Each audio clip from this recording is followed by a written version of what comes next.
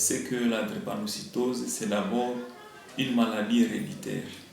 Cette maladie est caractérisée par une anémie hémolytique chronique, c'est-à-dire la personne qui naît avec cette maladie de drépanocytose, il présente le plus souvent des anémies, c'est-à-dire la carasse du sang ou la diminution du sang, de façon chronique.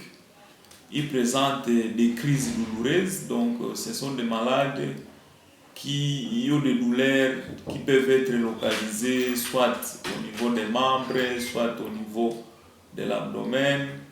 Et ce sont des malades qui présentent une susceptibilité accrue aux infections.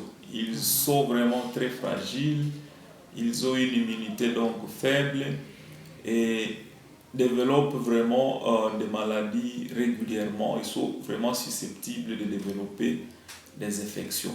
Voilà, comment est-ce qu'on peut contracter cette maladie, la drépanocytose? Eh bien, c'est très simple.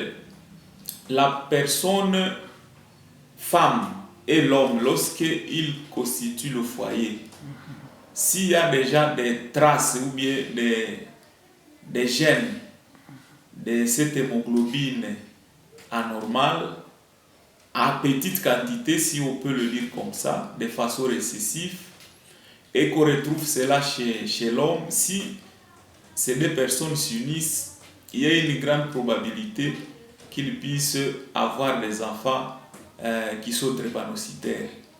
C'est pour cette raison que, avant que les gens ne se marient, on procède à ce qu'on appelle les examens prénuptiaux.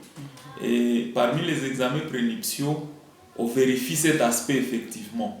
Si on se rend compte que chez la femme, il y a quand même cet aspect d'hémoglobine anormal, mais pas à grande quantité, et chez l'homme, on en retrouve également, les couples-là, s'ils continuent avec le processus de mariage, il veut dire que c'est l'unique façon, par rapport à votre question, d'avoir des personnes qui sont drépanocytaires.